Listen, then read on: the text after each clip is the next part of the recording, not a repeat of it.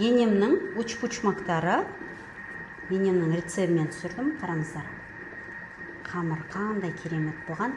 Сіздерге де кеңес беремін пісіруді.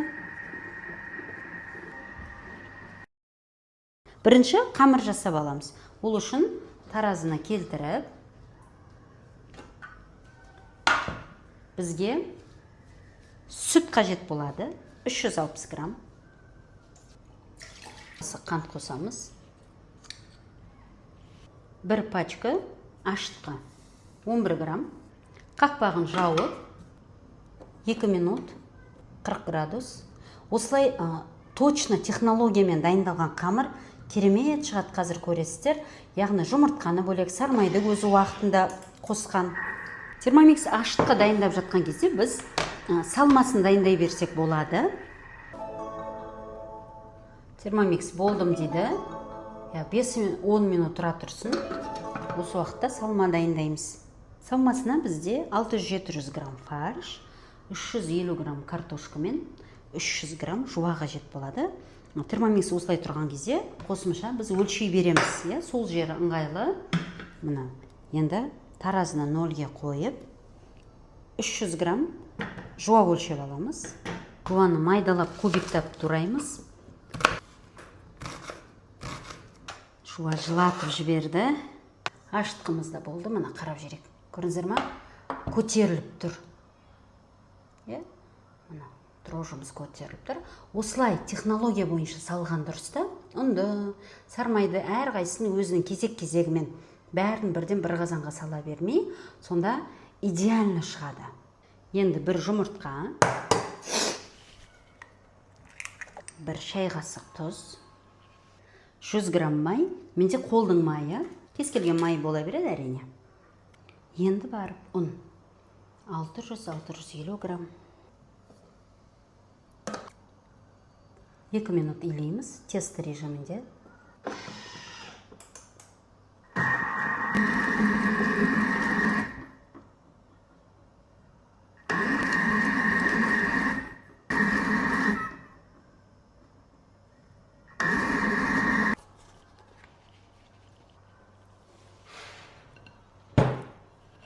Қамырымызды біріктіріп жіберейік, сосын демалдыруға 1-1,5 сағатқа жібереміз жылы жерге.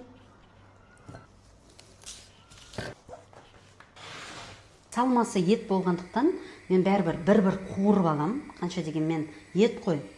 Ал қамыр жартақ сағатта піседі. Әрине қуырмасаңыздар да болады. Фарш қосамыз. Және де специя. Специяға сәл-пәл зира қосып жүрген ұнайды маған. Және де қара бұрыш пен тұз. Басқа мен онша қоспаймын специя.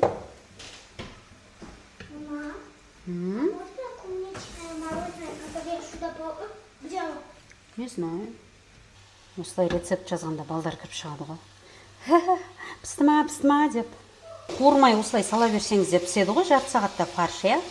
Әр үй иесінің өзінің қалауы ғой, бірақ осылай қуырған маған ұнады. Сіздер де жасап көріп, комментарийда бөлісіп кетіңіздер, қалай жақсы екен. Өйткені осылай бір 5 минут қуырып алғаннан кейін духовкада әрі қарай піседі, енді дәмі бөлек болып шықты. Қамырымыз әдемі көтеріліп жатыр екен, көрдіңіздер ма? Енді осы уақытта біз әлде де көтеріле тұрсын. Енді біз начинкасын дайындай берейік. Картошканы осылай кубиктап тураймыз. Қамырымызды көріп жүрейік. Қараңыздар, тамаша көтерілген. Көрдіңіздер ғой, қалай әсер етеді. Қамырдың өзіне осылай баппен қараған. Қараңыздар, даже жабысып тұрған жоқ пакетке, оп-оңай алынды. Енді осыны бөліктерге бөліп, бірдей ғып қамырымызды жайып, начинкасын салып, түйеге шама ұн сеуіп жүрейік.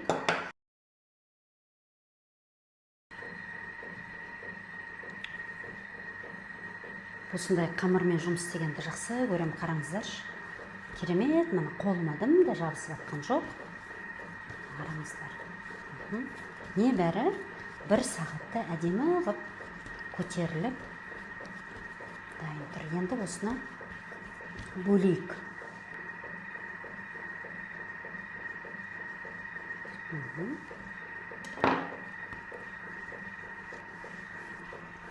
Бірдей бөліктерге бөлсек, бірдей ғана самсалар шығады.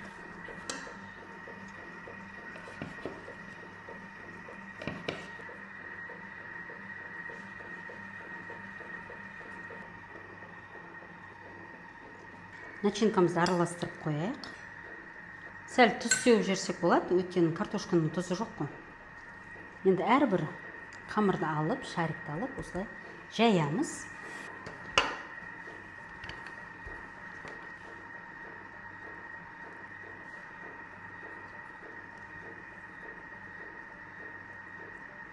Осылай түйеміз. Көтерілу керек.